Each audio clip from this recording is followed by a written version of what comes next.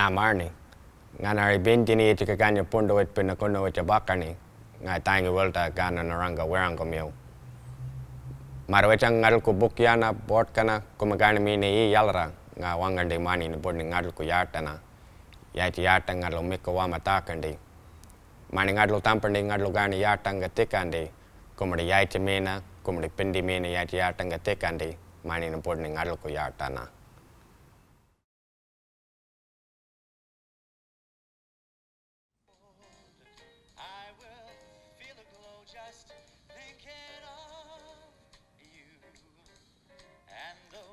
I don't think I was ever young exactly, but younger, I suppose. Mostly it's the desperation that comes across.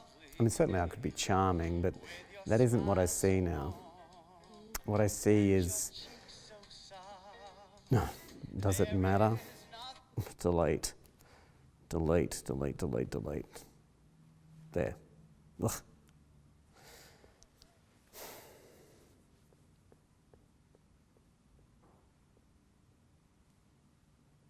I've killed people on this stage and kissed them.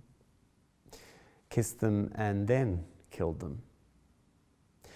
Somewhere there's a brick with my name scratched into it. I should probably find it before they... What will be left? A boy, I suppose? No, not even that. The memory of a boy. A night I'll never forget. Ugh, but they're all like that, weren't they? The nights, the boys. No, not the boys.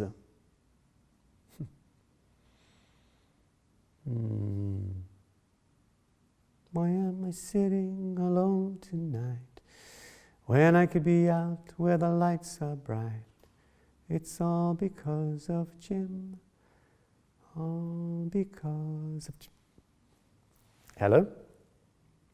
Oh, it's you. Could you give me another 5 minutes? 3 then?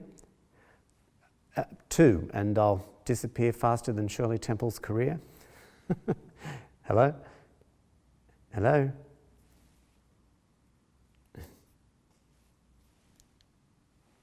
Can almost hear it, can't you? The gnashing of a developer's teeth, the urge to erase.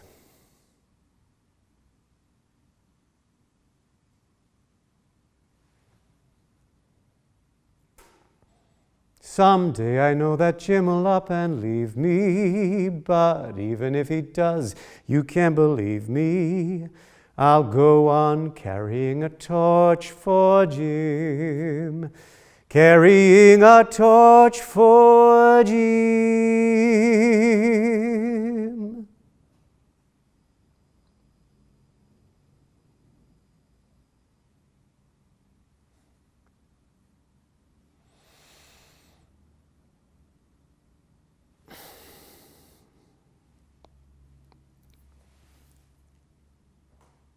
Hi, it's me, it's Leyland. I just got to say I'm done. I'm ready, you can come in now.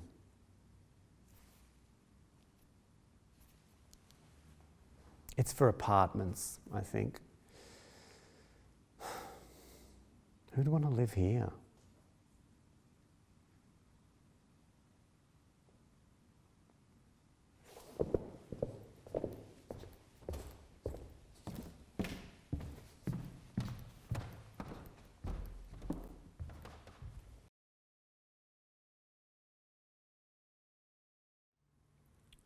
Let me begin by saying this.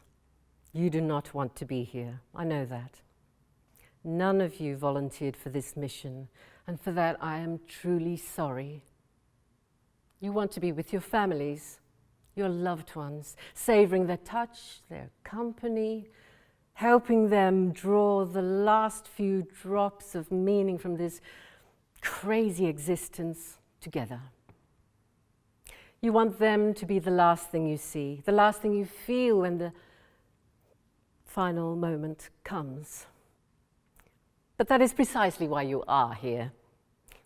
If we had put a call out for people willing to walk away from their loved ones at this most desperate of hours in order to save their own skin, willing to leave this beautiful planet forever in the hopes of finding something better, I would have the wrong people sitting in front of me now.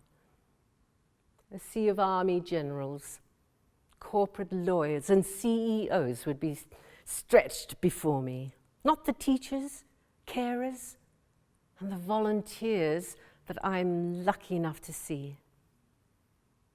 Granted, they may have been strong and brave, pragmatic, perhaps even visionary, but they may also be cold and calculated, selfish, and capable of immense cruelty. That may be the model of human who has risen to the top historically, but we've learned from our mistakes, and this is not the version of humanity we wish to send out into the universe, to carry the torch for us into the great unknown. You are. I do not know each of you individually, but I do know if you are here, then our process of selection means that you are among the best our species has to offer. In this earthly life, you may not have earned the trappings of success, but you are loved, all of you, beyond measure. If you are religious, you have never used religion to heap hate or judgment upon another.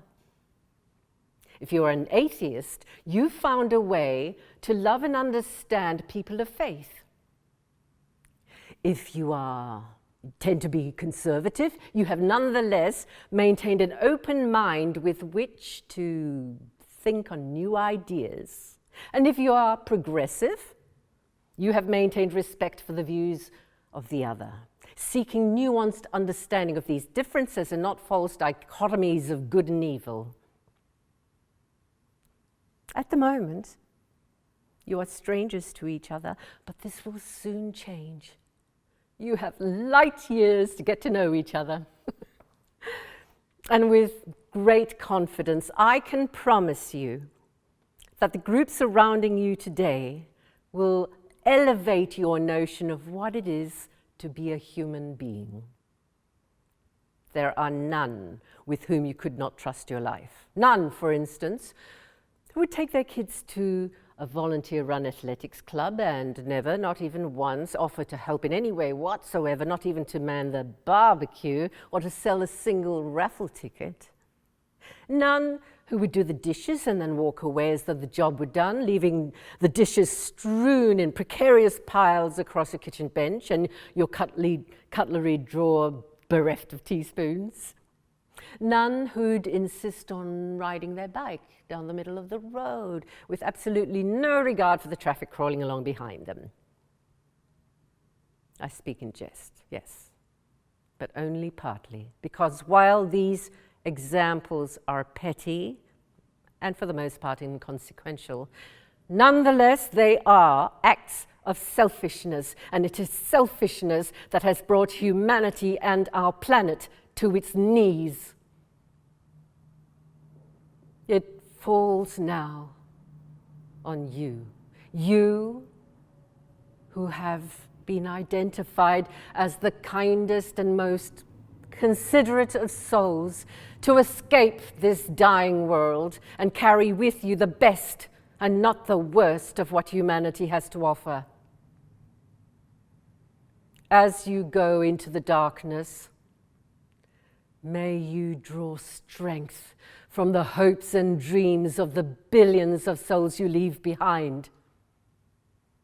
And may the light of human kindness illuminate whatever darkness you traverse.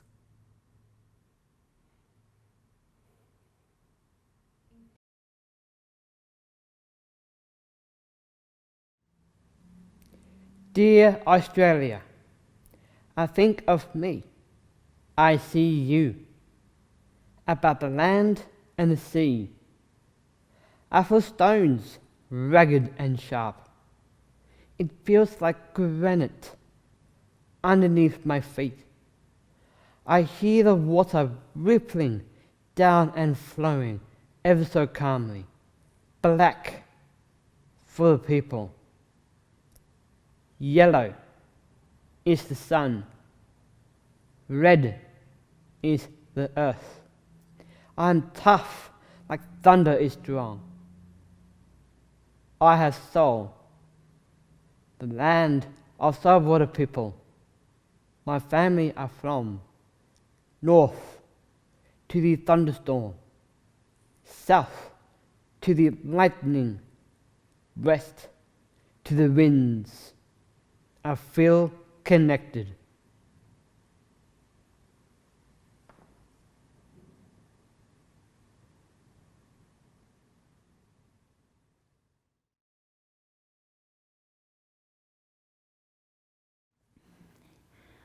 My name is Rebel, and I'm not a sex addict. Sorry. I'm a sex enthusiast, I will go that far, but, well, there are consequences. You know, I thought I was getting too old. I panicked, I guess. Stupid. I told my boy that we needed to up our game. Double our routine, make a baby happen. Oh, don't look at me like that. I'm not... Stop licking your lips. It's really... I'm not trying to turn you on. Or you. Or you. My boy believed it before I did. Rowdy had a feeling... Rowan had a feeling. We're trying to up our adult points. My name is Reba Babel. I couldn't cope with that many consonants when I was a little squirt, so Rebel it is. We have tats. Rowdy has Rebel on his, and I have Rowdy on my. But from now on, we're Rowan and Reba. We wear pants on weekends. I've been so angry. Just fighting on several fronts. Work, other work, friends who aren't friends. It's just a really weird time to be alive. The world spun off its toes sometime around, I don't know, QAnon, Corona, Kanye. I used to believe that we were all basically not bad. People were decent, and if not decent, then consistent. You could understand where people were coming from. Even if you were charging at life from another direction with a different experience, you could talk about it. People could laugh about it. People were okay with gentle disagreement. And it's just life, just people being people. I'm not looking back on some imagined past, some idealised fantasy where we all held hands and hummed to Bono. I'm not an idiot. History is ugly and complicated, I get that. But now there's just so much anger. Blistering anger. The kind of anger that burns down to bone. You know what I'm talking about. It's irrational and infectious, and it's making us brutal. It's making us blame one another. I get that too. Blame is easy. My neighbour has an empty recycling bin. Empty. Every fortnight. He thinks science is a religion, and I've been brainwashed into believing Brian Cox over Bronwyn Bishop. or any bishop. He drives a car fit for an obese family, and the smug fucker eats a cow a week. I could glass him by the letterbox and do this poor planet a favour. I won't, but tempted.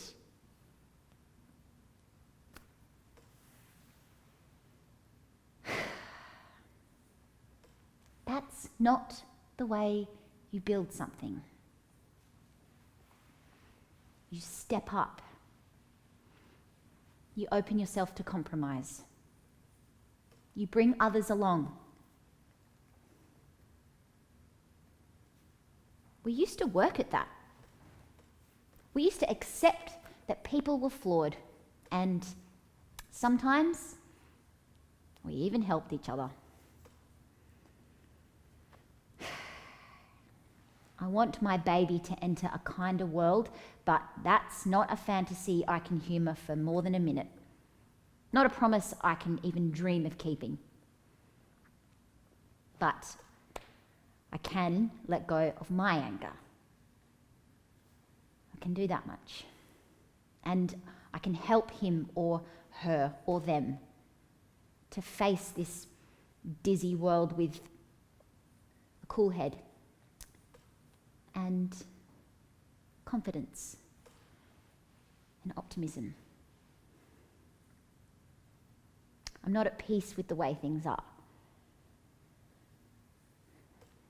but I'm hopeful.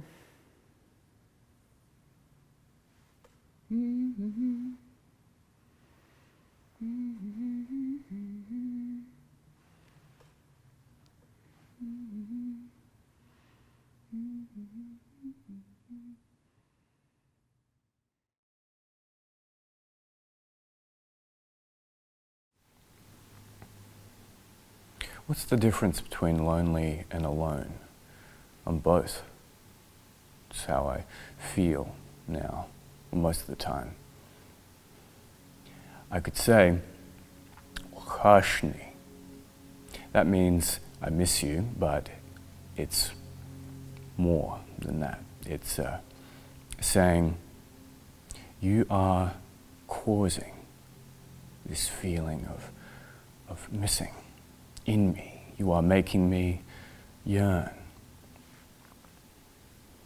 I'm away from the place where this word comes from, the place that contains my DNA. Instead, I'm in this place. I don't know how to be anywhere else but here. It's where I was born. But there's people on the other side of the world who have my blood and my name. People who I will never meet. I miss a place I've never been, the place I'm from. Wahashni. Wahashni. My father was a boy in a boat, forced to flee. I have no family here now, just kind strangers like you. How did I get in here anyway, in this body? And how did you get into yours? I could have landed in the body of a boy in Mogadishu or a girl in Afghanistan. But I landed in this particular sack of skin instead. A billion other people could have been me. It's all random. So why do we take it like it means something, that you are my mother, or you are my friend, or you are a person I will never see again?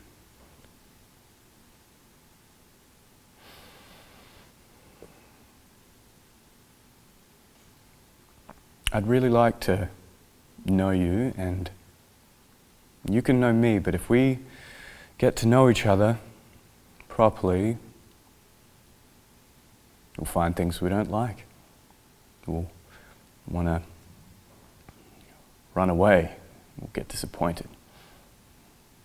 Punish each other. It's too hard to reconcile the truth, and in the end we'll end up like everyone else. At war. It doesn't take much to break us. A point of view across the dinner table can damage. Words hurled and fired cause such catastrophe it feels like the end of the world. Every cruelty and insensitivity magnified until we are devastated, homeless.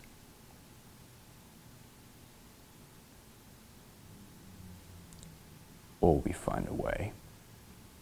We find a way.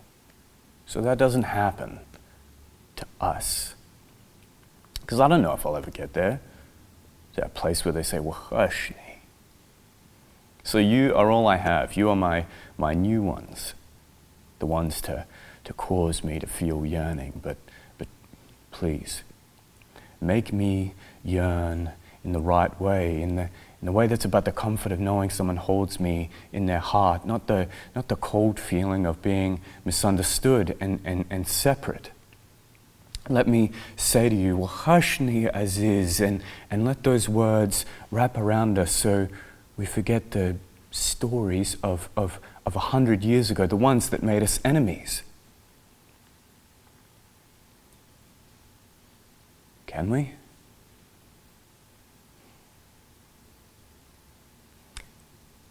I promise you. Wahashni.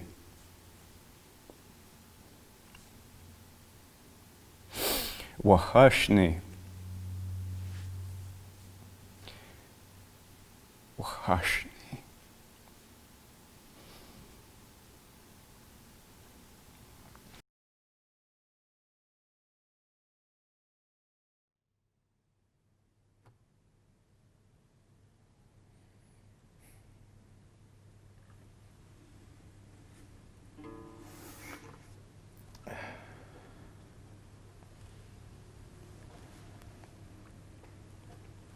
I wrote that one for my dear old mum. As a young fella, I tried to picture her face and I'd get angry at myself for not remembering, as if it was my own blooming fault I didn't know her. And you know, I was always told I didn't have a family, or they didn't want me, or they were dead. That's when I worked out they were plain lying to me. The stories were always different, and they never seemed to add up. Deep down I knew they were out there, and I was right. Turns out I had the biggest family up at the NT, a handsome little brother, beautiful big sisters, too many uncles and aunties.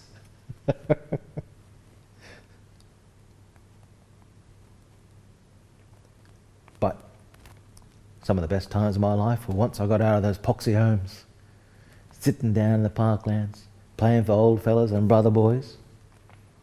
Even though these aren't my homelands, it's had to become my home, you know? And the mob there took me in, even though I'm desert breed. It's taken me a bloody long time to be able to tell my story. Every time I try to talk about it,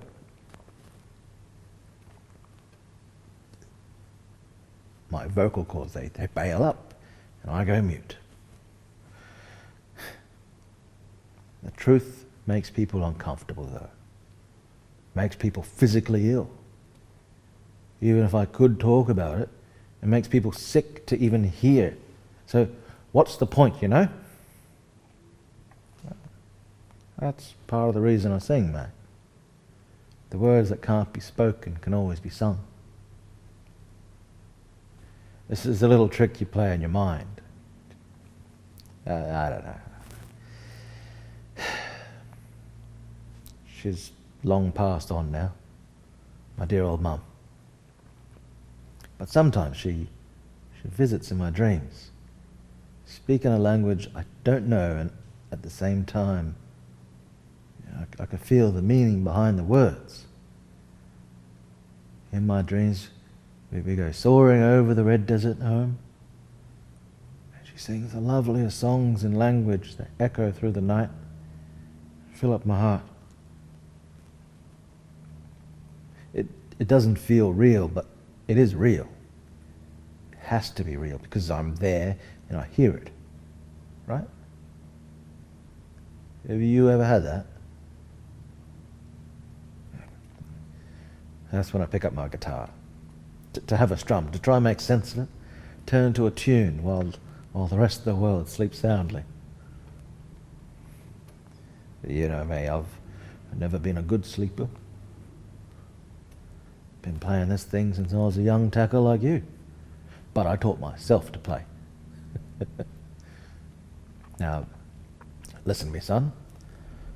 Music and spirit will always take you back to who you are in here. No matter where you are in the world. Remember that. It always takes me home with Mum, soaring over that red desert throughout the night. You'll know what I'm talking about one day. You'll see it, feel it. And when you do, someone will be there to show you the way back to yourself. Like my dear old Mum did for me.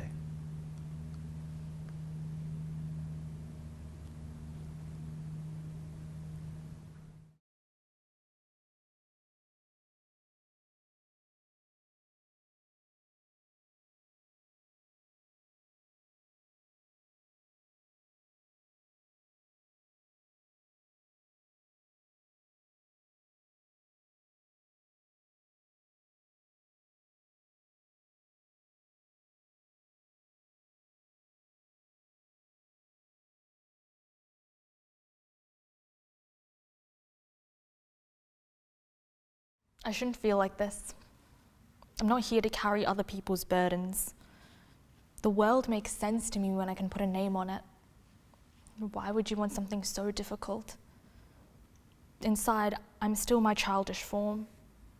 My body is shrinking, losing the shape of its childhood. I liked the idea of a secret, true name, like being in the closet, transforming into being made of blood, flesh, desire. I'm the first to stop shying away from it. So precious, you have to keep it to yourself. I can't tell if people see me more than I think, or if they've never recognized me. Every time I stand in a public place, I think about how many people around me have the capacity to kill. Then would they kill me? My brain is a train map of places to hide, and I've ticked off every stop. I can't go backwards. We can share this thing now, or at least a quiet moment. My mind is a switch my fingers teeter over the edge of. Fuck these labels placed onto me. Either way, think I'll leave early?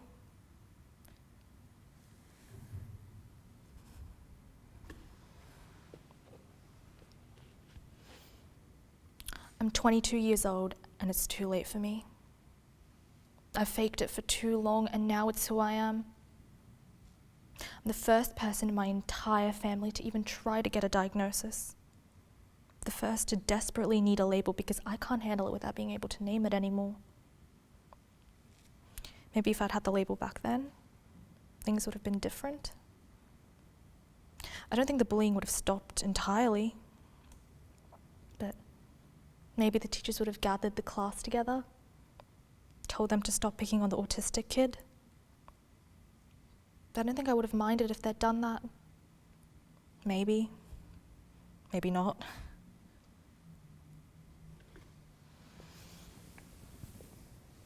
I don't deserve my label. Hearing people use it makes me believe that I'm not worthy of it. Something not broken enough. Something not fully enough to be accepted. When you have a chronic illness, it feels like you need people around you to relate to. But when I feel inadequate compared to them, I'm alone.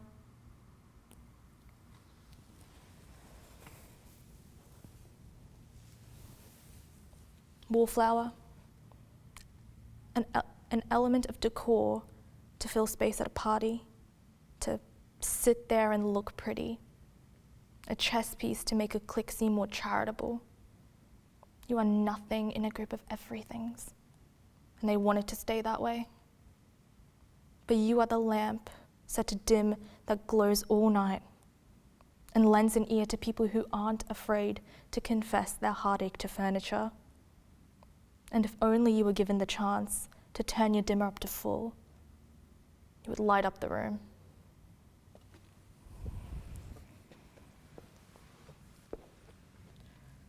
Previously passive, pliant, I mistook my queerness for allyship.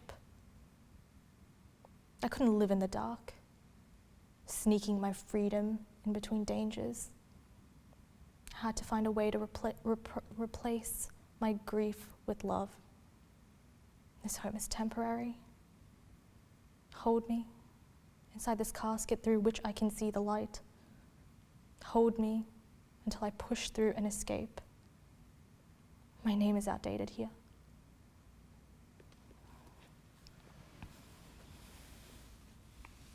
I'm brown. You can see that. It's a torch I cannot put out. I'm lost in the light. I will not explain. Why should I explain? I'm just another fucking human being. I'm living and breathing. Not everything about me is about being brown. Sometimes feels like a dance, that they don't want to offend, that you don't want to misrepresent, to wrongly justify when justification shouldn't be needed. The dance of interacting flames, and mine burns red in your thoughts.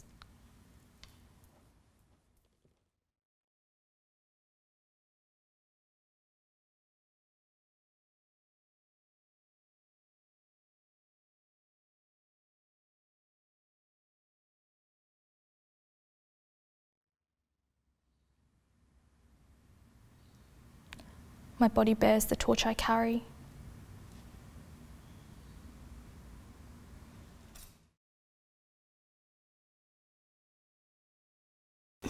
Is this on? How do I know if it's on? Oh, it's recording. Hey, it's me, your mom. Of course you know who I am. Anyway, how do I start this? Today, as I sit here, you just turned 6 months. You're actually in the other room sleeping.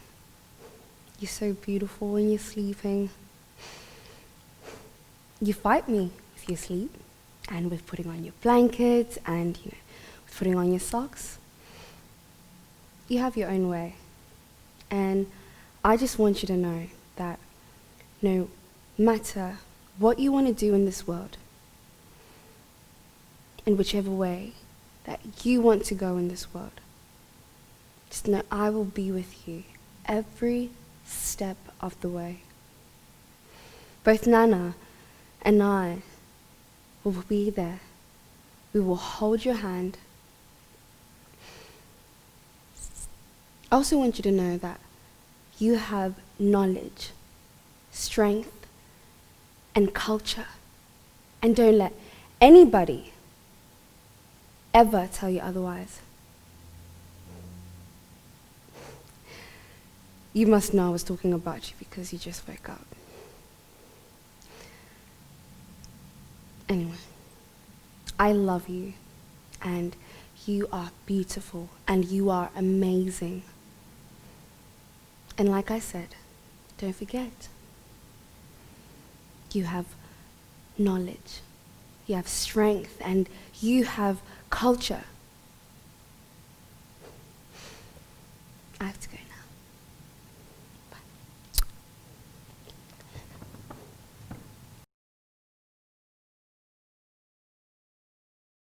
No, I've never been to a protest before.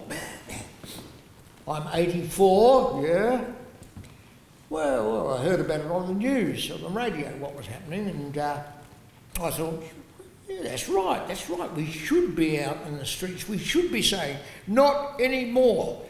And I said to Shirl, didn't I, Shirl? I said, Shirl, have you heard about this? She's my girlfriend. And she said, yes, and I said, I think we should go. How old is Shirley? How old are you, Cheryl? You want me to say? She's 87. I'm her toy boy. Yeah, Shirley's been on some protests before, so we made some placards and we took them on the bus. And, were we worried about the crowds? No, not really. We had masks. Yeah.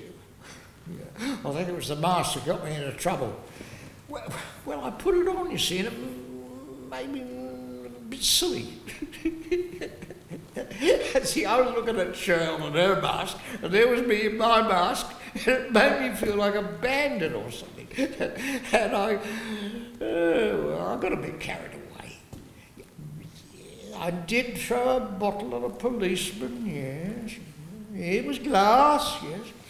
And I think I might have thrown a brick. Yeah, they were a bit rough when they took me down. I've got a bruise on my cheek there, you can see it. But, I did try to headbutt one of them. And that probably counts as resisting arrest, but you want to see the marks on my wrist where they cuffed me? And then they put me in the back of the van, which was not very comfortable. And they took me to the cells for the night. And I met a nice man called Billy. Lots of tattoos. He gave me his jacket to lie on. And they have charged me assaulting a police officer. They're going to get me up in the magistrate's court. Yes, I've got a lawyer. And she said she'd tried to argue for mental impairment. That's not true. But I'm not. I'm completely compass mentis, aren't I, Shirley? Yeah. Yeah, they can fine me $10,000. I don't regret it for a minute. It was the most exciting day of my life, eh?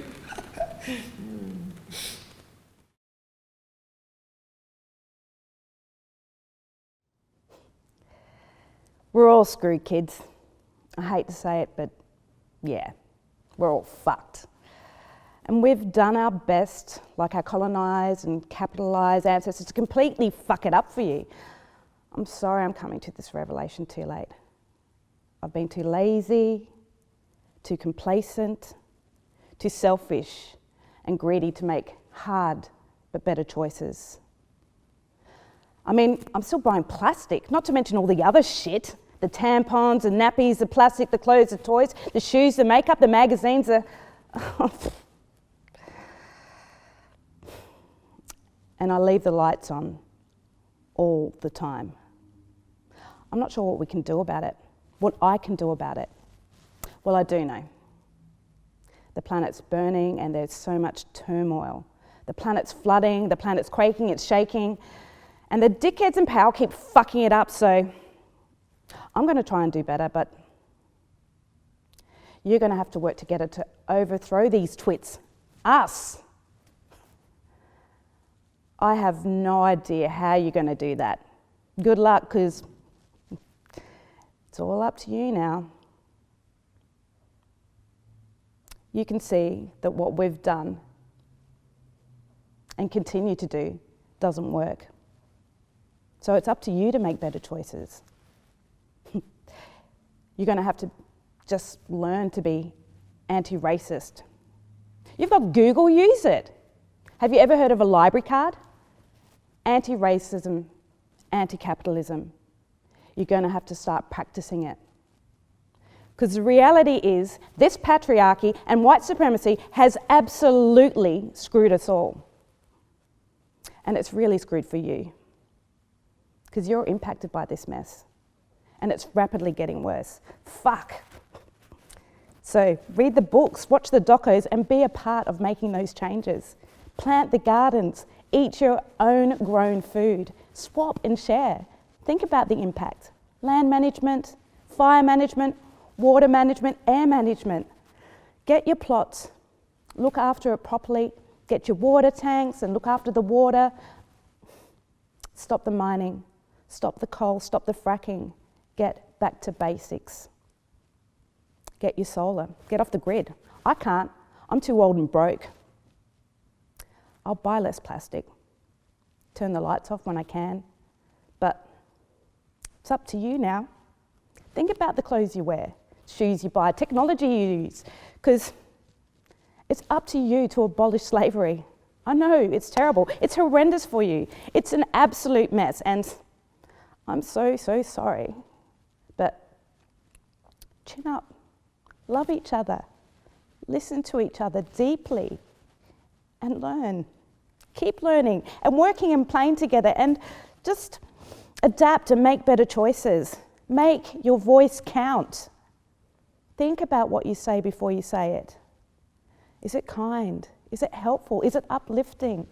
Is it true? And do your words hold integrity? See something, say something, do something, live in the now. Appreciate your moments, but prepare for the worst and do your best to leave it better for your kids. I'm so sorry I didn't. Please forgive me. Please forgive us. We're all screwed. But hey, we're all stardust too. And now, it's up to you.